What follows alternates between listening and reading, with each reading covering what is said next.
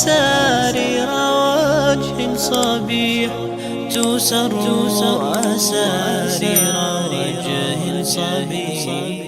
اعوذ باللہ من الشیطان الرجیم، بسم اللہ الرحمن الرحیم۔ کل ہماری بات رکی تھی سورہ بقرہ کے دوسرے پارے سیقول السفہاء سے ہم نے شروع کی تھی، ہے نا؟ تو ہم بس ایک آیت کچھ کیے تھے۔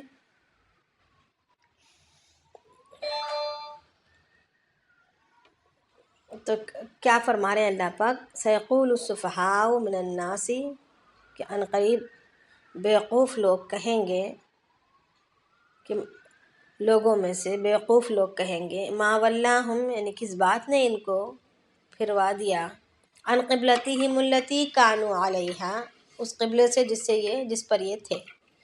قل للہ المشرق والمغرب، تو آپ کہہ دیجئے کہ اللہ تعالیٰ ہی کے لیے ہے مشرق اور مغرب۔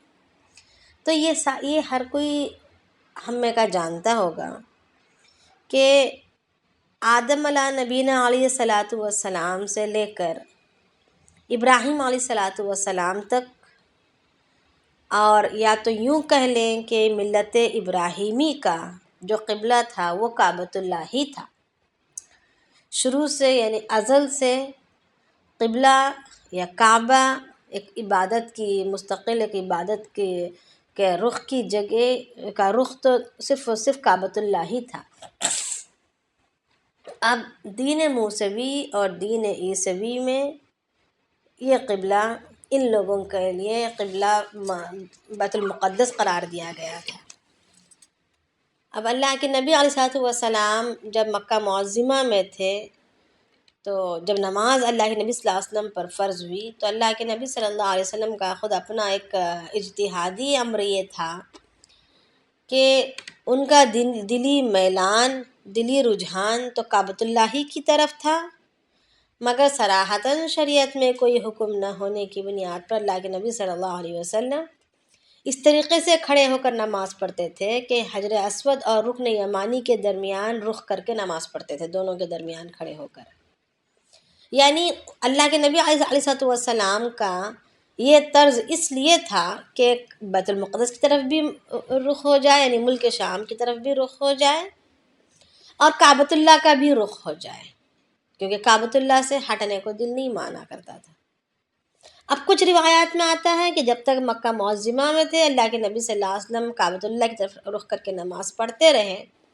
جب مدینہ چلے گئے، اور مدینہ میں یہود پہلے سے آ کر بسے ہوئے تھے، اور یہ بات تو پتہ ہے اچھی طریقے سے ہمیں کہ ملک شام سے یہود جو ہے کئی برس پہلے آ کر مدینہ میں بسنا شروع کر چکے تھے، اور ان کے ادھر آ کر بسنے کی وجہ کیا تھی؟ اللہ کے نبی علیہ الصلوۃ والسلام کی تلاش اور ان کا انتظار تھا۔ جب انہوں نے اپنی آسمانی کتابوں میں پڑھا اور اپنے علماء سے جانا، یا تو ان کی تفاسیر میں جب انہوں نے دیکھا پچھلی کتابوں میں، تو کثرت سے ہر ایک چیز اس میں بیان کی گئی تھی کہ آخر زمان کے جو نبی آئیں گے وہ مدینہ منورہ میں مبعوث ہوں گے، مدینہ منورہ ان کی قیام گاہ بنے گی، اور ان کی حکومت، ان کا دبدبہ، ان کا مذہب پورے دنیا میں ڈنکا پھیلائے گا۔ اللہ رب العالمین ان کے ہاتھوں میں ملکوں کو فتح کریں گے، یہاں تک کہ اس میں شہر مکہ میں وہ پیدا ہونا ان کا یہ بھی درج تھا، ان کی بیوی کون بنے گی یہ بھی درج تھا۔ یعنی اس طریقے سے کافی اتنی زیادہ صفات اس میں موجود تھے، اور یہ بھی پتہ تھا کہ ان کا کعبہ، ان کا قبلہ بیت اللہ ہوگا، یہ بھی معلوم تھا۔ تو اب جو ہے یہ ذہنی طور پر بالکل تیار تھے اس نبی علیہ الصلوۃ والسلام کی پیروی کرنے کے لیے، مگر ان کو اتنی بات کا پتہ نہیں تھا کہ وہ بنی اسماعیل میں سے ہوں گے۔ بہرحال وہ اللہ کے نبی علیہ الصلوۃ والسلام کے انتظار میں آ کر مدینے میں بسنے لگے، مدینے میں رہنے لگے۔ یہ زبردست تاجر تھے، بزنس کے ٹیکٹس ان کو بہت اچھے آیا کرتے تھے، یہاں تک کہ جب یہ لوگ آ کر مدینے میں رہے تو ان کی بزنس کے تجارت کے انداز کو، تجارت کے طور طریقوں کو دیکھ کر عرب بھی عرب بھی جو ہے مرعوب ہو گئے، امپریسڈ ہو گئے۔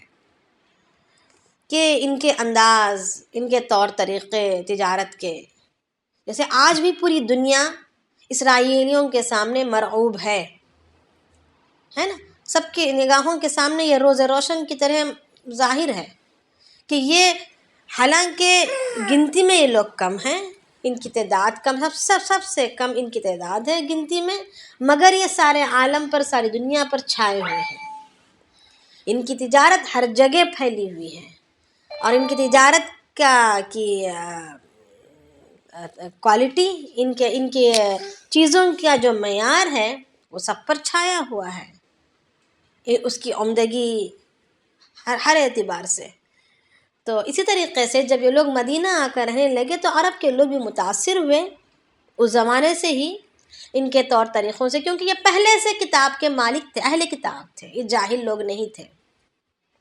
اصل میں ان کے اندر جو صفات آئیں کہاں سے آئیں تھیں؟ یہ نبیوں کو ماننے والے تھے، نبیوں کے خاندانوں سے تعلق رکھنے والے تھے، آسمانی علوم پر چلنے والے تھے، نبیوں کی پیروی کرنے والے تھے، اسی کی یہ برکات تھی کہ ان کی ذہانت، ان کی فراست، ان کے انداز، ان کے طور طریقے، ان کی تہذیب سب جو ہے جاہلوں سے نمایاں تھی۔ اور آج ہم نے اس چیز کو چھوڑا اور بس ان کے پیچھے پڑ گئے۔ تو ہم حالانکہ ہم خود اہل کتاب ہیں، اور ہمیں اللہ رب العالمین نے سب سے ممتاز اور نمایاں ہستی کا مالک بنایا ہے، سب سے اعلیٰ اور سب سے معزز و مقرب، اولو العزم پیغمبروں میں بھی ایک امام کا درجہ رکھنے والے، ایک سردار کا درجہ رکھنے، نبیوں میں سردار کا درجہ رکھنے والے، نبیوں میں امام کا درجہ رکھنے والے ہمارے نبی آقائے نامدار حضرت محمد مصطفیٰ صلی اللہ علیہ وسلم ہیں۔ ہمیں جو قرآن عنایت کی گئی وہ کامل اور مکمل کتاب قرار دی گئی اور قیامت تک کے لیے ناسخ قرار دی گئی۔ ہم امت کو جو درجہ دیا گیا، ہمیں جو شریعت ملی وہ کامل اور مکمل شریعت قرار دی گئی۔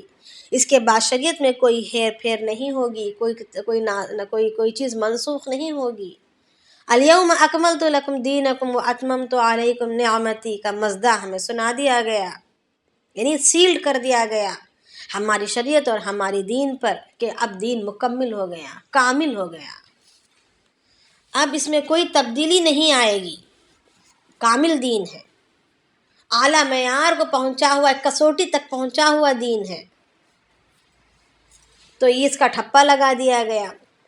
پھر ہمیں جو ہے اب اس کے بعد نبیوں کا سلسلہ ہم پر نبیوں کا سلسلہ ختم کر دیا گیا، اب کوئی نبی نہیں آئے گا، ہمارے نبی کے بعد کسی اور نبی کی ضرورت نہیں، ہماری نبی کی شریعت کے بعد کسی اور شریعت کی ضرورت نہیں، ہماری قرآن کے بعد کسی اور نئی کتاب کی ضرورت نہیں، کسی اور نئے مزید تعلیمات کی ضرورت نہیں، یعنی ہماری ہر چیز ایک کمال کو پہنچی ہوئی ہے۔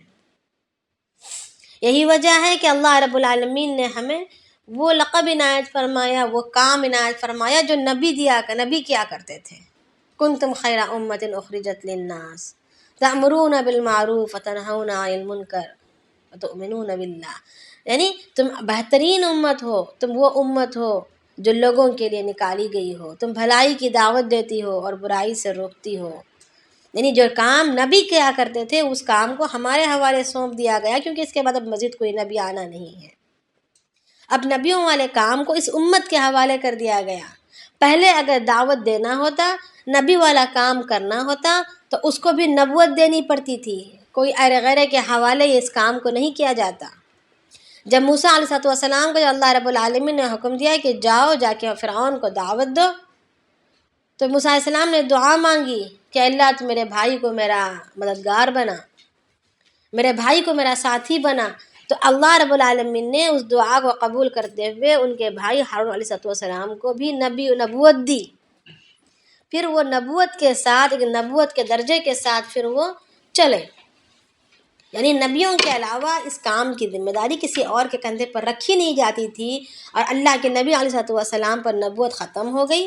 اب جو ہے اللہ کے نبی علیہ السلام کے طفیل ان کی جو امت آ رہی ہے اس کو بھی اتنا بڑا درجہ دیا گیا کہ نبیوں والا کام اس کے حوالے کیا گیا۔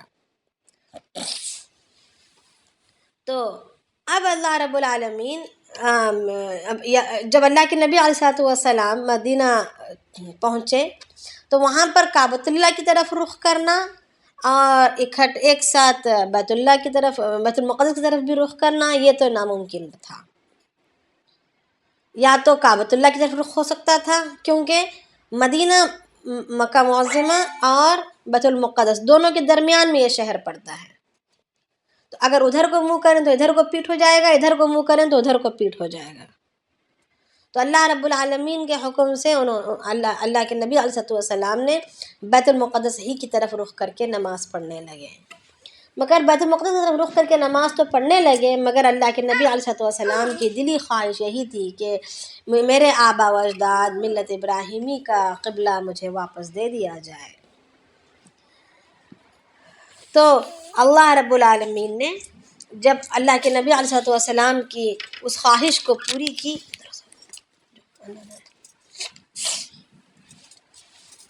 تو اس خواہش کو پوری کرتے ہوئے اللہ رب العالمین نے جب حکم دیا کہ اللہ کے نبی علیہ السلام کو ظہر کی نماز کا وقت تھا، اللہ کے نبی صلی اللہ علیہ وسلم پر آیات نازل ہوئی کہ تمہارا قبلہ جو ہے کعبۃ اللہ ہوگا۔ تو اللہ کے نبی علیہ السلام نے ظہر کی نماز بنی سلمہ کی مسجد میں ظہر کی نماز کعبۃ اللہ کی طرف پڑھائی۔ پھر اس کے بعد اب یہ لوگوں تک بات پھیلتی چلی۔ ایک صحابی رضی اللہ عنہم جو نبی صلی اللہ علیہ وسلم کے ساتھ ظہر کی نماز ادا کیے تھے، وہ راستے سے گزر رہے تھے تو دیکھا کہ کسی مسجد میں عصر کی نماز پڑھی جا رہی ہے اور کعبۃ اللہ کی طرف ہی ہے۔ تو 2 رکعت ہو چکے تھے، اب رکوع میں تھے وہ لوگ، تو اس شخص نے کہا کہ میں تو اللہ کے نبی علیہ السلام کے پیچھے ظہر کی نماز کعبۃ اللہ کی طرف رخ کر کے پڑھ کر آ رہا ہوں۔ تو جیسے ہی انہوں نے یہ آواز سنی نماز کے اندر، تو نماز کے اندر ہی اپنے آپ کو پھیر دیا، کعبۃ اللہ کی طرف پھیر لیے۔ جو مرد نماز پڑھ رہے تھے وہ عورتوں کی جگہ میں آ گئے، اور جو عورتیں جہاں تھیں وہاں پر مرد چلے گئے۔ نماز ہی کے اندر انہوں نے جگہ کو تبدیل کر لی اور رخ کو تبدیل کر لیا، یعنی اللہ کے نبی اللہ تعالیٰ کے حکم کی تعمیل اور نہ اللہ کے نبی علیہ السلام کی فرمانبرداری اس حد تک رہی مسلمانوں کے اندر، اس حد تک تھی کہ نماز کو مکمل کرنا اور دوسری نماز کو اس پر لانا بھی گوارا نہیں کیا، بلکہ نماز ہی کے اندر تبدیل کر لی انہوں نے رخ کو۔ تو اس وجہ سے اس مسجد کا نام مسجد قبلتین رکھا گیا، اور اللہ کے نبی صلی اللہ علیہ وسلم کو جب یہ بات پتہ چلی تو اللہ کے نبی صلی اللہ علیہ وسلم نے ان کی تعریف فرمائی۔ تو اب جو ہے جب یہ بات دیکھا یہودیوں نے، تو یہودیوں کو بڑا برا لگا۔ ان کو ایک تسلی تھی کہ چلو نبی ہماری قوم میں نہیں آیا، ہماری نسل میں نہیں آیا، ہمارے خاندان سے نہیں آیا تو کیا ہوا، کم سے کم ہمارے قبلے پر تو، ہمارے قبلے کی تو تابعداری کر رہا ہے، ہمارے قبلے پر ہے، ہو سکتا ہے کچھ ہی دن کے بعد دھیرے دھیرے ہمارے مذہب پر بھی آ جائے گا، یہ ان کا خوف تھا۔ جیسے ہی دیکھا کہ انہوں نے قبلہ ہی بدل لیا ہے اور اپنے ملت ابراہیمی دوبارہ اپنے پرانے قبلے کی طرف چلے گئے ہیں، تو پھر طرح طرح کے باتیں بنانے لگے۔ اب یہ باتیں اسی وجہ سے اللہ رب العالمین یہاں پر یہی کہہ رہے ہیں کہ بیوقوف جو ہے کہیں گے کہ ان لوگوں کو کیا ہو گیا کہ کس وجہ سے انہوں نے اپنا رخ موڑ لیا۔ تو آپ کہہ دیجئے کہ مشرق ہو یا مغرب ہو یہ اللہ ہی کا ہے، ہم تو اللہ کی طرف رخ کرنے والے ہیں۔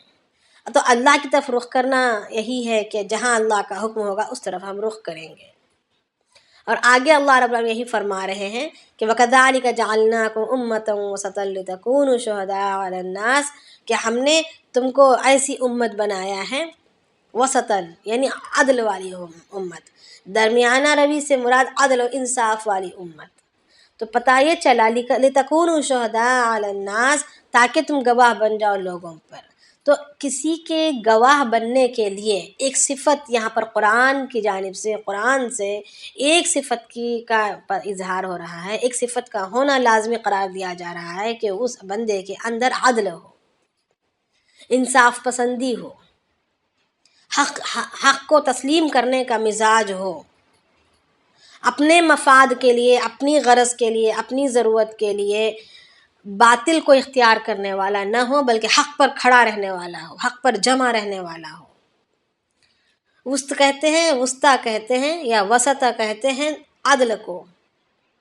اب اللہ رب العالمین یہاں پہ ہی فرما رہے ہیں کہ ہم نے تمہیں جو ہے عدل والی امت بنایا، یعنی انصاف والی امت بنایا، کہ کسی طرف ڈھلنا نہیں، کسی طرف جھکنا نہیں، جس طرف دباؤ ہو اس طرف جھک گئے، یا جس طرف اپنی غرض ہو، غایت ہو اس طرف جھک گئے، اپنا فائدہ ہو اس طرف جھک گئے، یا اپنی رشتہ داری ہو، اپنی دوستی ہو، یا اپنی نفس کی پسندی ہو، اپنی پسندی ہو، وہاں جھک گئے، ایسا نہیں، بلکہ عدل پر چلنے والے ہوں، کہ حق پر چلنے والے ہوں۔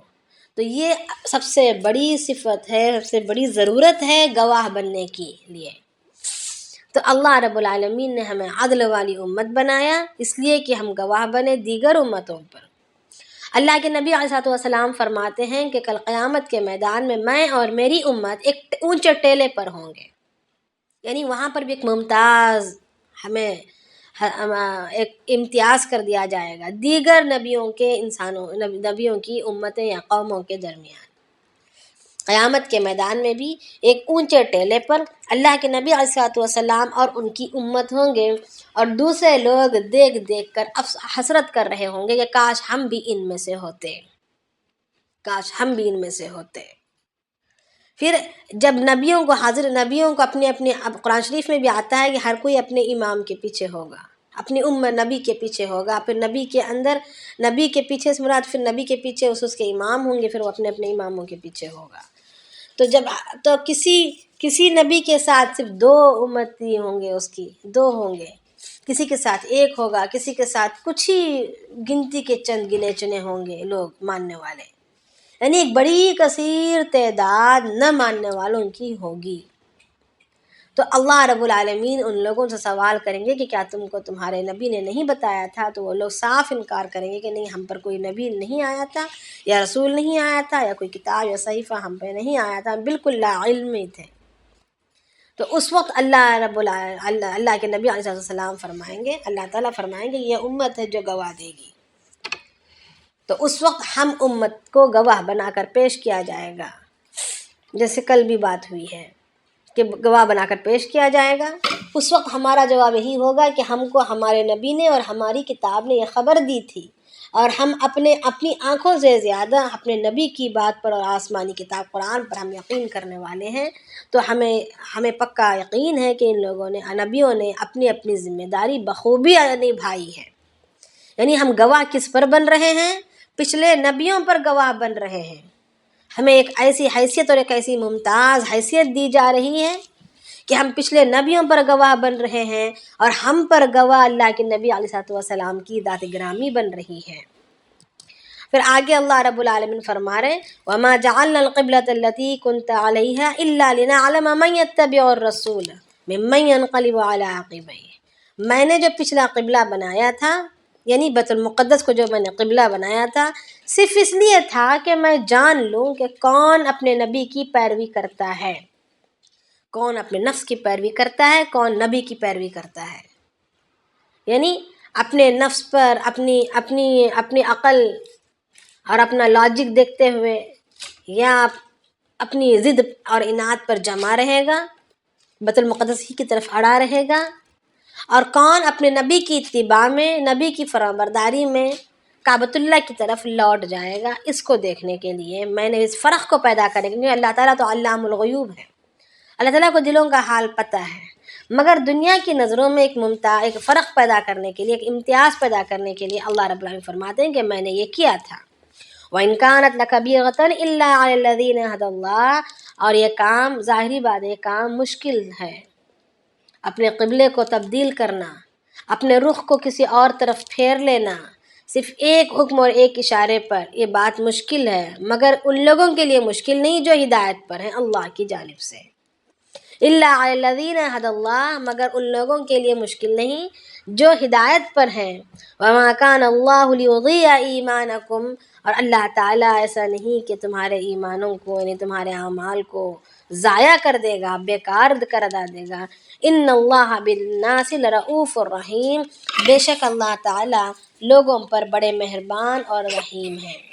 یعنی جو صحابہ کعبۃ اللہ کے طرف رخ ہونے سے پہلے کعبۃ اللہ کو قبلہ قرار دینے سے پہلے جو فوت ہو گئے یا شہید ہو گئے ان کے بارے میں رہنے والے صحابہ افسوس کرنے لگے، فکریں کرنے لگے کہ یہ لوگ جو ہمارے بھائی پیچھے مر چکے ان کا کیا ہوگا، کیونکہ وہ بیت المقدس کی طرف نمازیں پڑھ کر عبادتیں کر کے چلے گئے، اصل قبلہ تو یہ تھا۔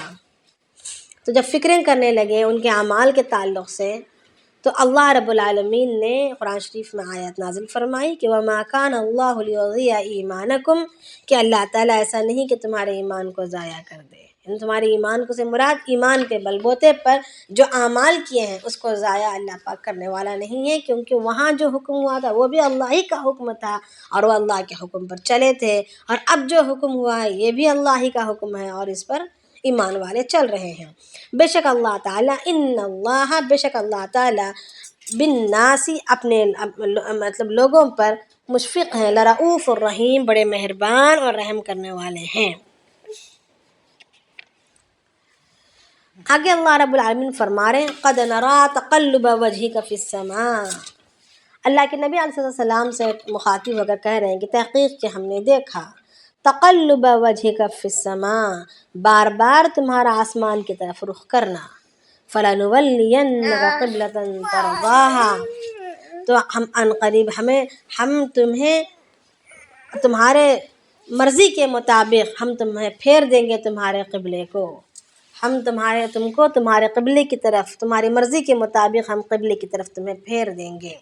اللہ کے نبی علیہ السلام مدینہ منورہ آنے کے بعد نمازیں تو پڑھا کرتے تھے مسجد بیت المقدس کی طرف رخ کر کے، مگر بار بار آسمان کی طرف نگاہیں اٹھا کر دیکھا کرتے کہ کہیں وہی آ جاتی تو کاش اچھا ہوتا، مجھے دوبارہ میرا کعبۃ اللہ مل جاتا تو اچھا ہوتا۔ اس طریقے سے اس تڑپ کے ساتھ، اس تمنا کے ساتھ بار بار نگاہیں اوپر کو اٹھاتے، جیسے ہی نماز ختم کرتے سلام پھرتے نگاہوں کو آسمان کی طرف اٹھاتے، یعنی دل میں ایک تڑپ موجود تھی۔ تو تقریباً 16 یا 17 مہینے اسی تڑپ کے ساتھ اللہ کے نبی صلی اللہ علیہ وسلم نے مدینہ منورہ میں بیت المقدس کی طرف رخ کر کے نماز پڑھی تھی۔ تو اللہ رب العالمین اسی کا یہاں پر اظہار فرما رہے ہیں کہ ہم نے دیکھا تمہارا بار بار آسمان کی طرف رخ کرنا، چہرہ کا اٹھانا، فَلَنُوَلِّيَنَّكَ، تو ہم عن قریب تمہیں اسی قبلے کی طرف متوجہ کر دیں گے، تَرْضَاهَا، جس کو تم پسند کرتے ہو، تاکہ تم خوش ہو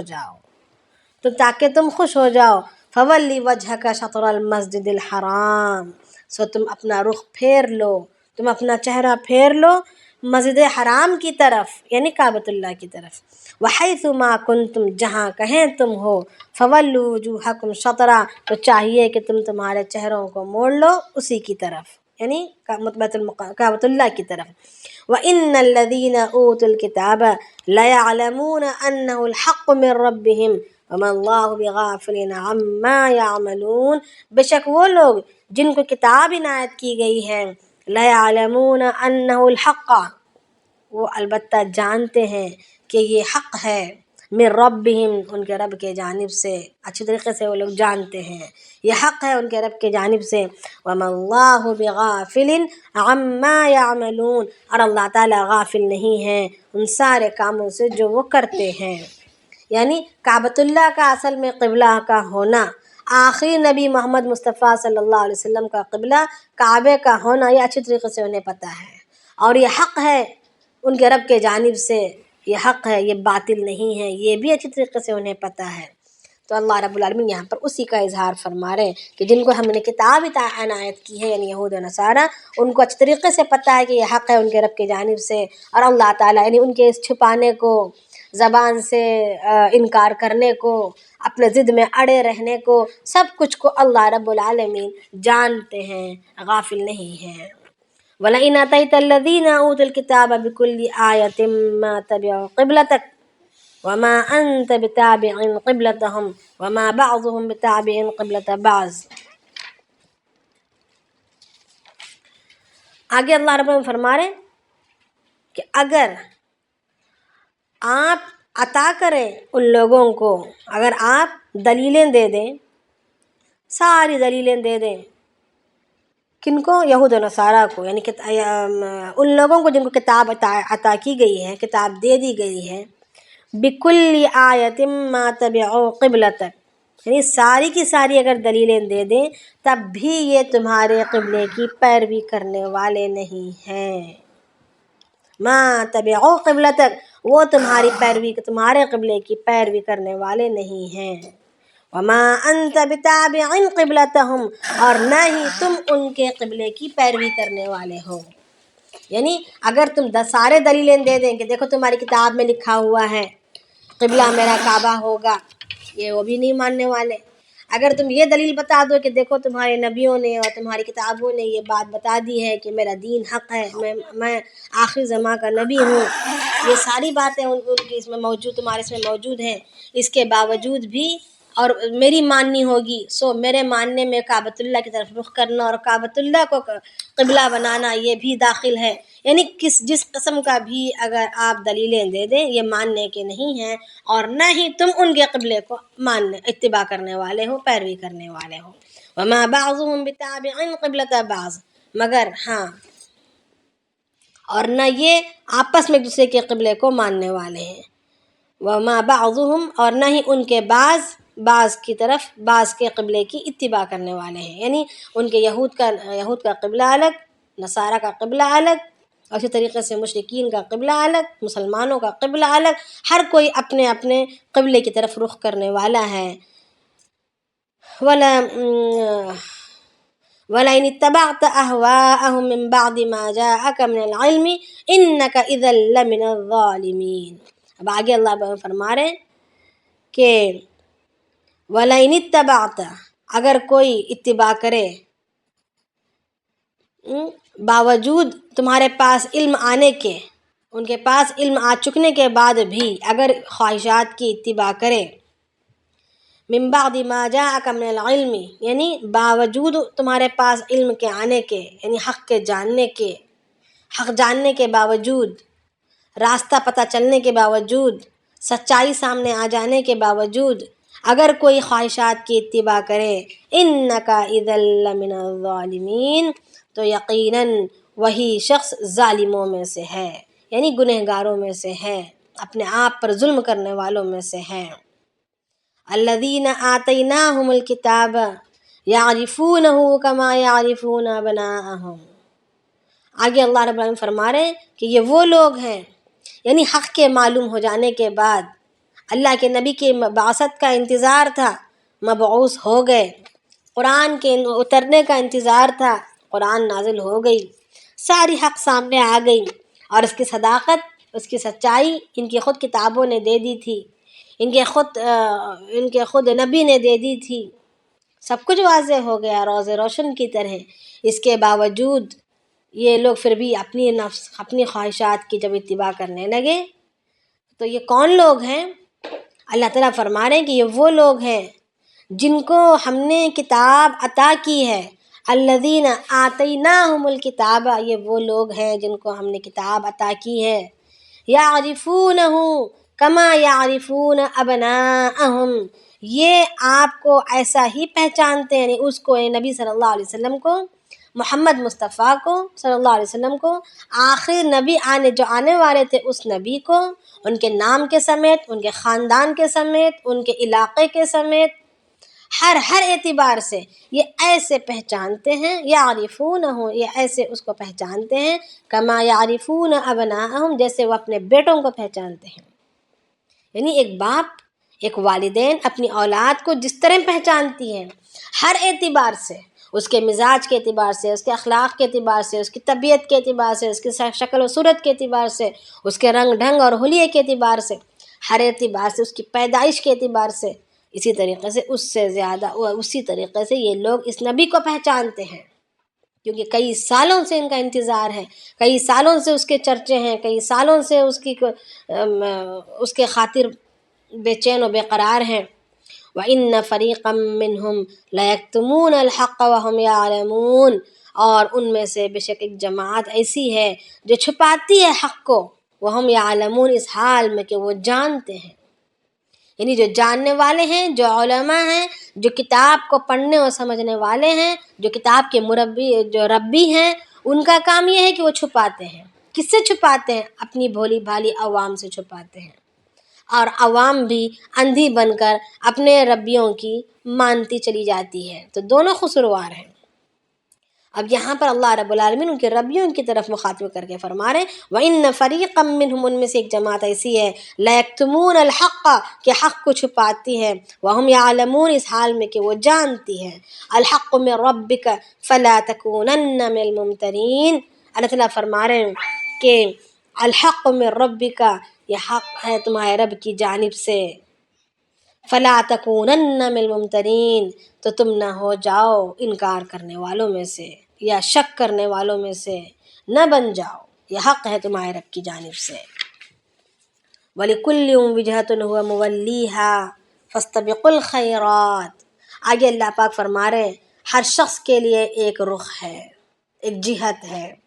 وَلِكُلٍّ وِجْهَةٌ ہر شخص کے لیے ایک نہ ایک طرف رخ کرنا ہے، یعنی جو بھی دنیا میں انسان پیدا ہوتا ہے، جو بھی دنیا میں انسان آتا ہے، وہ کسی نہ کسی طرف رخ کر کے چل پڑتا ہے، بغیر رخ کرے اس کا چلنا ناممکن ہے۔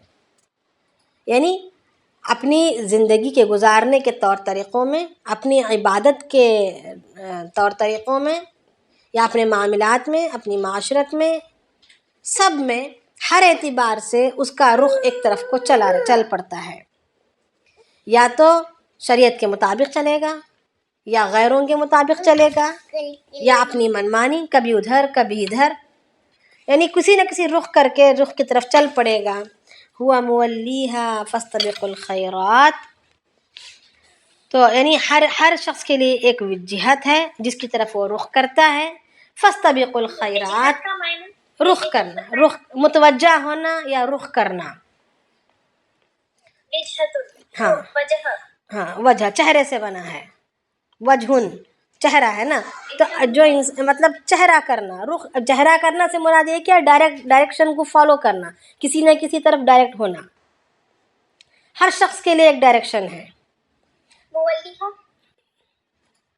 پلٹنا اس کی طرف۔ تو وجہتن اور مولیہ میں کیا فرق ہے؟ یعنی اب کوئی نہ کوئی ڈائریکشن تو ہمارے ارد گرد ڈائریکشنز ہیں، 360 ڈگریز میں ڈائریکشنز پھیلے ہوئے ہیں، تو اپنا رخ، اپنی جہت کسی نہ کسی طرف طے کر لینا، وہ اس کی طرف پر چل پڑتا ہے۔ ڈائریکشنز تو ہیں، پھر اس ڈائریکشن کی طرف انسان پلٹتا ہے۔ مولیہا سے مراد پلٹنا، اس کی طرف پلٹنا، ہوا مولیہا اس کی طرف پلٹتا ہے، یا اس کی طرف وہ رخ کر کے چل پڑتا ہے۔ وَلِكُلِّ وِجْهَةٌ ہر رخ کے لیے، ہر شخص کے لیے۔ اب یہاں پر وجہتن سے مراد ہر چہرے کے لیے ہم نہیں کر سکتے ترجمہ، مناسب لگتا ہے ہر چہرے کے لیے، ہے نا، تو کیا کہیں گے؟ ہر شخص کے لیے، وَلِكُلٍّ ہر شخص کے لیے۔ اب کلن سے مراد سب، اب سب کا ترجمہ یہاں پر شخص کیا جائے گا، ہر انسان کیا جائے گا۔ وجہتن ایک رخ ہے، ہوا مولیہا وہ اس کی طرف، وہ اس طرف پلٹتا ہے۔ آئی بات سمجھ میں؟ جی ہاں، فاستبقوا الخیرات۔ اب یہاں پر اللہ رب العالمین فرما رہے ہیں، اللہ رب العالمین اب ڈائریکشن دے رہے ہیں، اللہ رب العالمین ہمیں گائیڈ کر رہے ہیں۔ فاستبقوا الخیرات، تو تم سب جو ہے بھلائی کی طرف چل پڑو، بھلے کاموں کی طرف، نیکیوں کے راستے کے ڈائریکشن کو تم اپنا لو۔ ہر اینگل میں ڈائریکشنز موجود ہیں، مگر تم اس راستے کو اختیار کرو جس میں بھلائیاں ہوں۔ فاستبقوا الخیرات، تو تم جو ہے اب یہاں پر چل پڑنا یا سبقت کرنا، یہاں پر لفظ سبقت کا استعمال کیا گیا ہے کہ تم دوڑو یا تم سبقت کرو۔ سبقت کرنے سے مراد کیا ہے؟ دوڑنا یا آگے بڑھنا، ریس میں آگے بڑھنے کو کہتے ہیں، یعنی کسی کے کمپیریزن میں، کسی کے مقابلے میں آگے بڑھنا۔ تو اللہ رب العالمین فرما رہے ہیں کہ تم نیکیوں میں دوڑ لگاؤ، تم ہر معاملے میں نیکی، معاملات میں بھی، نیکیوں والا راستہ اختیار کرنا ہے، اخلاق میں نیکیوں والا راستہ اختیار کرنا ہے، کمائی میں نیکیوں والا راستہ اختیار کرنا ہے، کمائی میں مال کے خرچ کرنے میں نیکیوں والا راستہ اختیار کرنا ہے، جمع کا صیغہ ہے، یعنی ہر اعتبار سے تم دوڑ لگاؤ بھلے راستے میں، نیکیوں کے راستے پر۔ اینما تکونوا یأتی بکم اللہ جمیعا، تم جس رخ پر بھی دوڑے رہو گے، جس رخ پر بھی تم دوڑ رہے ہوگے، یا تو منمانی ڈائریکشن پر دوڑ رہے ہوگے یا رب کے بتائے ہوئے رخ پر دوڑ رہے ہوگے، جس رخ پر بھی دوڑ رہے ہوگے، اینما تکونوا، تم جہاں کہیں بھی اسپلٹ ہو کر چلے گئے ہوگے، یأتی بکم اللہ جمیعا، اللہ تعالیٰ تم سب کو اکٹھا کر کے لے آئے گا ایک پوائنٹ پر۔ کب؟ قیامت کے میدان میں۔ یأتی بکم اللہ جمیعا، اللہ تعالیٰ تم سب کو جمع کر کے لے آئے گا۔ ان اللہ علی کل شیء قدیر، بے شک اللہ تعالیٰ ہر چیز پر قدرت رکھنے والا ہے۔ آگئی بات سمجھ میں؟ یہاں پر ہمیں اللہ رب العالمین راستہ کون سا اختیار کرنا ہے اس کی تعلیم دے رہے ہیں۔ وَمِنْ حَيْثُ خَرَجْتَ فَوَلِّ وَجْهَكَ شَطْرَ الْمَسْجِدِ الْحَرَامِ، اور جہاں کہیں بھی تم ہو اپنا رخ کر لو مسجد حرام کی طرف۔ وَإِنَّهُ لَلْحَقُّ مِنْ رَبِّكَ، اور بے شک یہ حق ہے تمہارے رب کی جانب سے۔ وَمَا اللَّهُ بِغَافِلٍ عَمَّا تَعْمَلُونَ، اور اللہ تعالیٰ غافل نہیں ہے ان ساری باتوں سے جو تم کر رہے ہو۔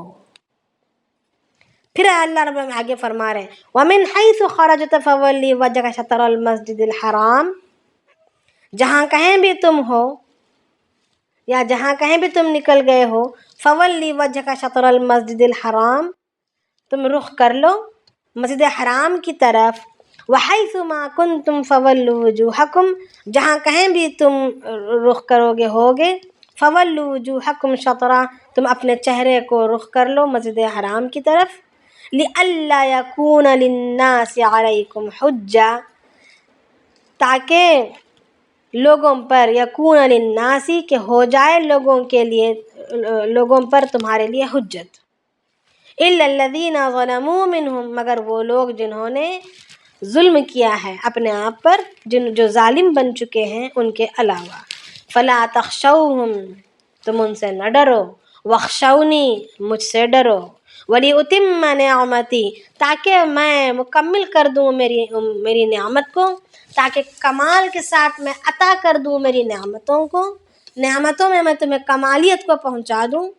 وَلَعَلَّكُمْ تَهْتَدُونَ، اس امید پر کہ تم ہدایت پا جاؤ۔ یعنی یہاں پر اللہ رب العالمین 3 دفعہ دعوت دے رہے ہیں مسلسل کعبۃ اللہ کی طرف رخ کرنے کی۔ تو یہاں پر 3 دفعہ کعبۃ اللہ کی طرف رخ کرنے کی، بار بار ایک آیت کو الگ الگ انداز سے، الگ الگ طور سے بیان کرنے کی کیا وجہ ہے؟ تو یہاں پر تکرار اس لیے ہے کہ ایک تو اس کی بعض مفسرین کا کہنا ہے کہ اس کی تاکید ظاہر کرنے کے لیے، بعض کا یہ کہنا ہے کہ کعبۃ پہلی دفعہ جو ہے وہ کعبۃ اللہ کے اندر رہنے والوں کے لیے، دوسرا شہر والوں کے لیے، تیسرا سارے ملک والوں کے لیے۔ اب یہاں پھر بعض شرح کا کہنا یہ ہے کہ پہلا جو ہے مسلمانوں کے لیے، دوسرا یہودیوں کے لیے، اور تیسری دفعہ جو بھی سفر پر چل پڑتے ہیں، سفر میں ہوتے ہیں، ان کے لیے، کیونکہ الفاظ میں تھوڑی سی یہاں پر آگے پیچھے الفاظ ہیں۔ السلام علیکم۔ جی وعلیکم السلام۔ میں کہنا چاہتی تھی کہ اپنے اوپر ظلم کیا اس کے معنی؟ گناہ کر کے، نافرمانی کر کے اس نے عذاب کو خود مول لیا ہے نا، اس نے عذاب کو خود مول لیا ہے۔ اللہ تعالیٰ ظالم نہیں ہے۔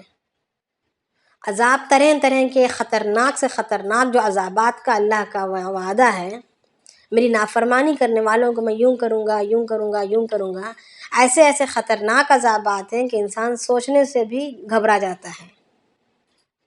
تو ایسے جو خطرناک عذابات ہیں، یہ اللہ تعالیٰ ظالم نہیں ہے کہ بندے کو دے، مگر بندہ خود تیار کرتا ہے اپنے لیے عذاب کو مستحق خود بنتا ہے اپنی کرتوتوں کے ذریعے سے، حالانکہ اللہ رب العالمین قدم بقدم اس کو سمجھا رہے ہوتے ہیں، اس کو آگاہ کر رہے ہوتے ہیں۔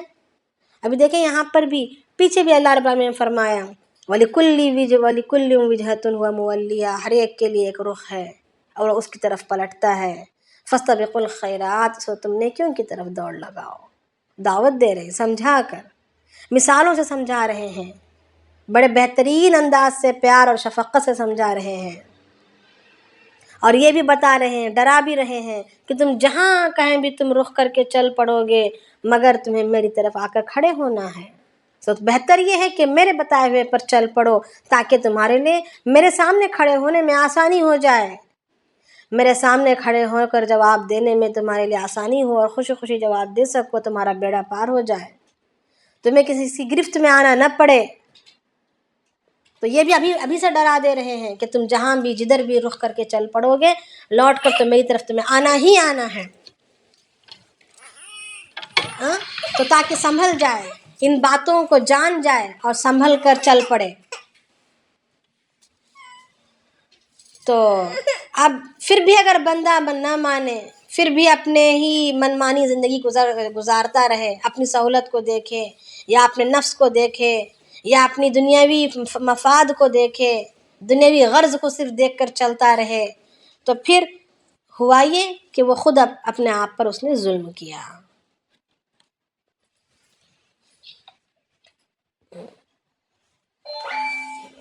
کیا کہہ رہے تھے ہم؟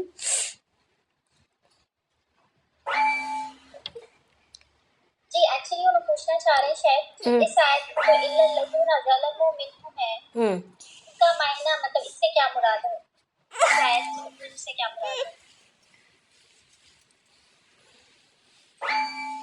دیکھیں وَحَيْثُ مَا كُنْتُمْ فَوَلُّوا وُجُوهَكُمْ شَطْرَهُ، جہاں کہیں بھی تم ہو اپنے چہروں کو رخ کر لیا کرو اسی کی طرف، یعنی اسی کی طرف رخ کرو سے مراد کعبۃ اللہ کی طرف رخ کرو، لِأَنْ لَا يَكُونَ لِلنَّاسِ عَلَيْكُمْ حُجَّةٌ، تاکہ لوگوں کی کوئی حجت تم پر باقی نہ رہے،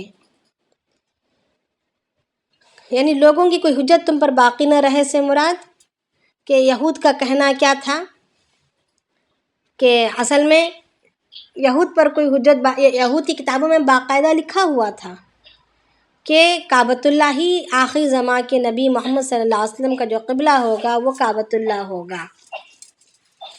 اب وہ مگر ان کو ایک طرح سے خوشی تھی کہ انہوں نے اپنا کعبہ چھوڑ کر ہمارے کعبے پر آ چکے ہیں، اپنا قبلہ چھوڑ کر ہمارے قبلے پر آ گئے ہیں۔ اب امید یہی کی جا رہی تھی کہ کچھ ہی دن کے بعد یہ ہمارے مذہب پر بھی آ جائیں گے۔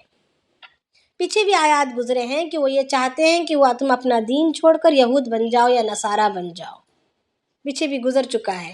تو ان کی دلی خواہش تھی کہ یہ لوگ جو ہے، کیونکہ ہم تو ان کی ماننا نہیں ہے، کیونکہ یہ بنی اسماعیل میں سے آ چکے ہیں، تو ہم تو انہیں ان کی نہیں ماننی ہے، تو جو ہم ڈوب رہے ہیں ان کی مانے بغیر تو چلیں یہ بھی ڈوب جائیں۔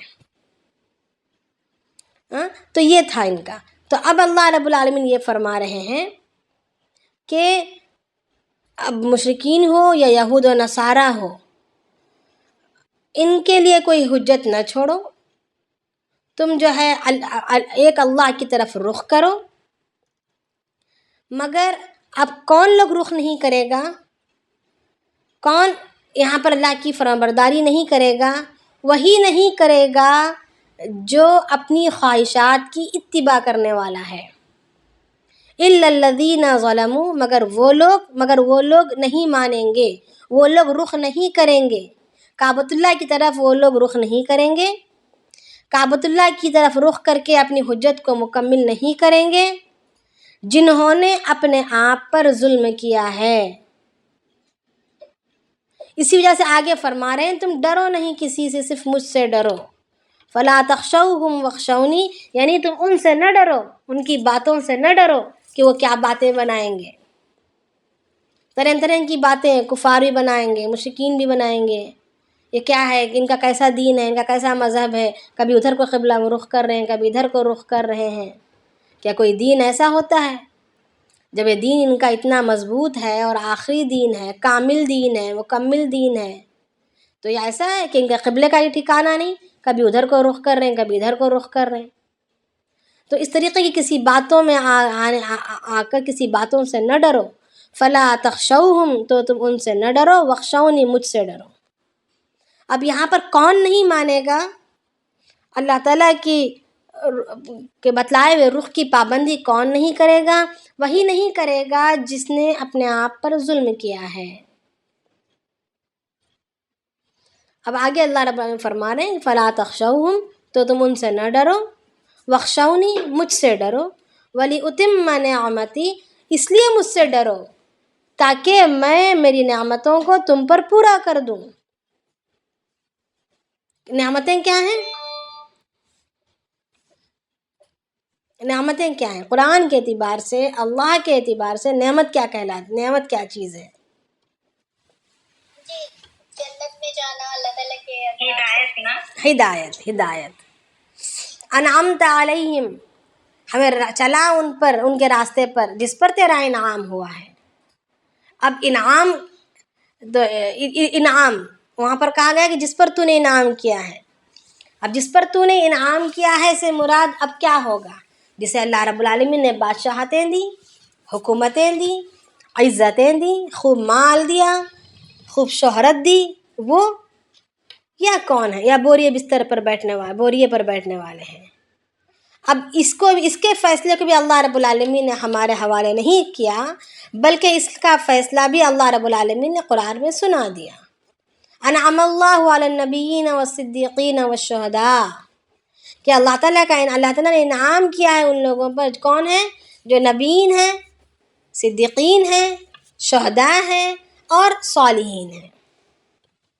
اب صدیقین نبی ہیں، نبی کا تو پتہ ہے ہم سب کو کہ نبی کون ہوتا ہے. صدیق کون ہوتا ہے؟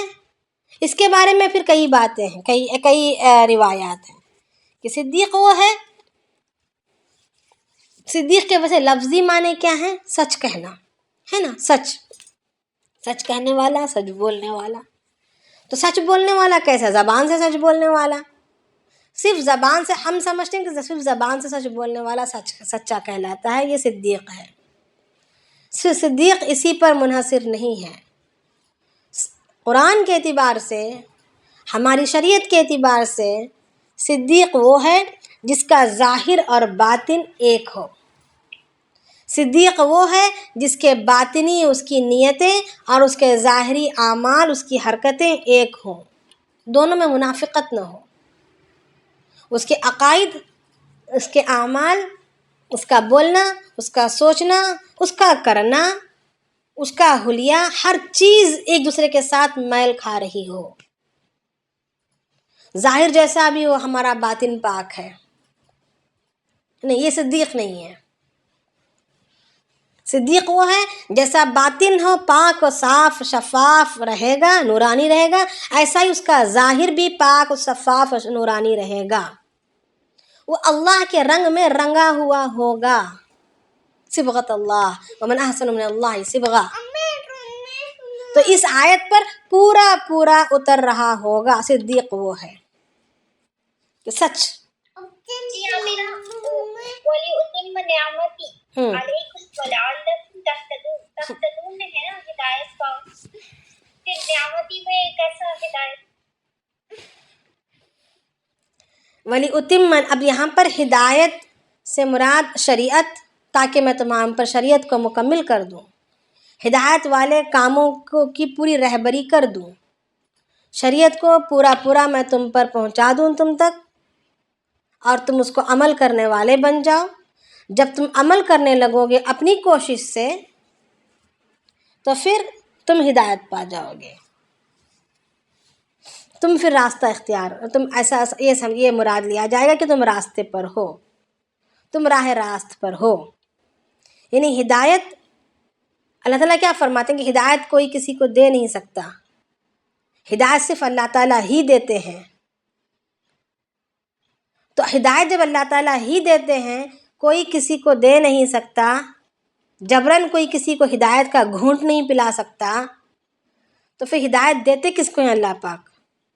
جس کی اس کو جو اچھا لگے، خاندان کے اعتبار سے، نسب کے اعتبار سے، رنگ کے اعتبار سے، یا مال اور پیسوں کے اعتبار سے نہیں، بلکہ اللہ رب العالمین ہدایت اس کو دیتے ہیں جس بندے کے اندر تڑپ دیکھتے ہیں، جس بندے کے اندر کوشش دیکھتے ہیں، اس کی نعمتوں کی، اس کی دی ہوئی، اس کی عطا کردہ شریعت کے مطابق، اس کے احکامات کے مطابق، اس کے نبی کے طریقوں کے مطابق زندگی میں مطابق چلنے کی کوششوں کو دیکھتے ہیں، تو پھر اللہ رب العالمین اس کو ہدایت سے نوازتے ہیں، اس کے لیے راستوں کو آسان۔ ہدایت کے معنی کیا ہے؟ راستہ ہے۔ ہدایت کے معنی کیا ہے؟ راستے کی۔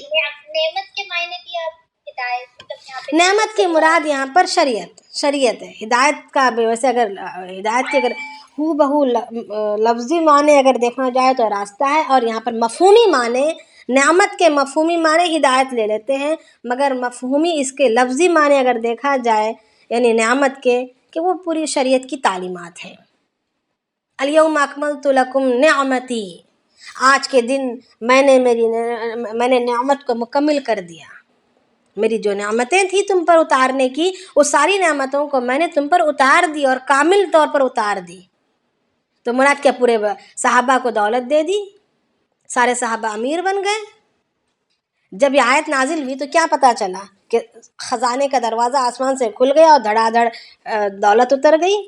نہیں، بلکہ میں یہ سمجھا کہ نعمتوں کو پورا کرنے کا مطلب اللہ تعالیٰ ان کے لیے آخرت میں جنت کا انتظام کر دیا۔ نہیں، نہیں، یہ نہیں ہے۔ شریعت پوری طرح سے مکمل ہاں، شریعت کے جو احکامات ہیں، جو شریعت کے جو تعلیمات ہیں، یہ مراد لیا جاتا ہے نعمت سے۔ یہی نعمت ہے۔ جو کوئی دنیا میں شریعت پر چل پڑتا ہے اور شریعت کے مطابق زندگی گزارتا ہے، وہ ایسا گویا کہ اللہ نے اس پر انعام کیا ہے، اس نے اپنے اللہ کے انعام کو پا لیا ہے۔ جس نے آج ہم سمجھتے ہیں کہ اونچے سے اونچے محلات بنا کر، اونچے سے اونچی عمارتیں بنا کر، ھذا من فضل ربی، یہ میرے رب کے فضل سے ہے۔ نہیں، یہ ہماری کوشش سے ہے۔ فضل ربی تو تب ہوگا جب کہ وہ شریعت کے مطابق ہوگا۔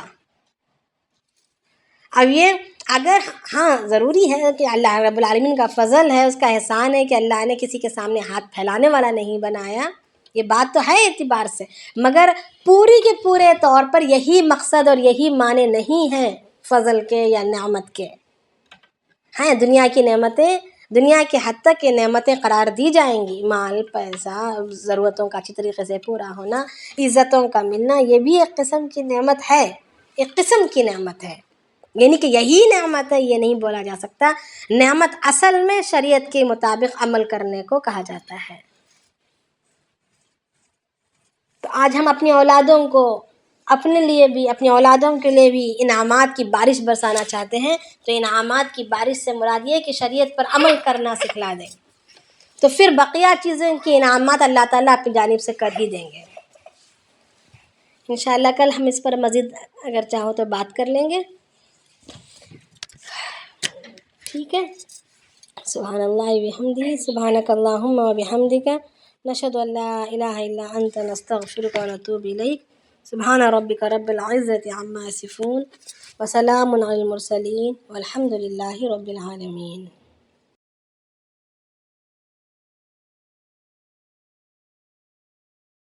تقال العثار العظام به، ويغدو الهوى ككبش ذبيح، بذكر الإله تطيب الحياة، تسر أسارير وجه صبيح، تسر أسارير وجه صبيح.